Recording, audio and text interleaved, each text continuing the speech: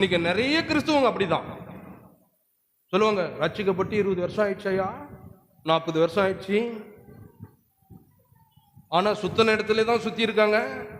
எந்த விதமான உயர்வும் இல்லை, வளர்ச்சியும் இல்லை, பெருக்கமும் இல்லை, இருந்த இடத்துல தான் இருக்கிறாங்க. கேட்டா சொல்லுவாங்க, என்ன எனக்கு முன்னாடி நீ இயேசுவை தெரிஞ்சுக்கினியா அப்படின்னு. அது போல 11 நாள்ல கடக்க வேண்டிய கானான் தேசத்தை 40 வருடமா என்ன பண்றாங்க, கடக்கறாங்க, கடக்கவே முடியல. அப்ப கவனிங்க, ஒரு கட்டளை போடுறாரு.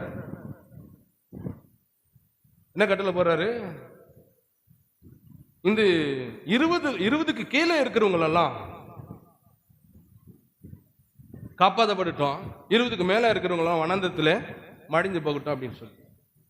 பாருங்க, இந்த 20 வயசுக்குள்ள இருக்கிற பசங்களை நீங்க பார்த்திருக்கீங்களா? அன்னைக்கு 30 லட்சம் ஜனங்கள்ல இந்த 20 வயசுக்கு உள்ள இருந்தவங்க தான் இன்னைக்கு இங்க வந்திருக்காங்க. எங்க? இந்த எரிகோவின் மதில் சுவர் கிட்ட வந்திருக்காங்க. ஏன் அப்படின்னா, அவங்க அன்னைக்கு 20 வயசுக்கு கீழே இருக்கிறவங்க அறியாம செஞ்சாங்க. என்ன செஞ்சாங்க? ஒன்னும் இல்லை, நம்ம ஒரு 18 17 வயசு, இந்த 20க்குள்ள இருக்கிற அந்த வயசுல நம்ம அப்பா அம்மாவுக்கு நிறைய ஆசை இருக்கும்.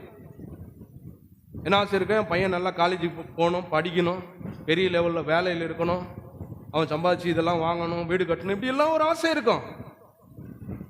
நம்ம அவனை அந்த அந்த பாதையில் நடத்தணும்னு நம்மளுடைய உள்ளம் அப்படி இருக்கும்.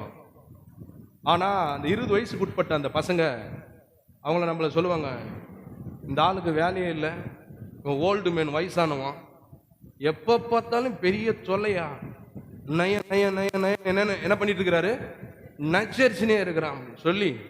ஏன்னா அவங்களுடைய மைண்டு அந்த நேரத்தில் அப்படி இருக்குது.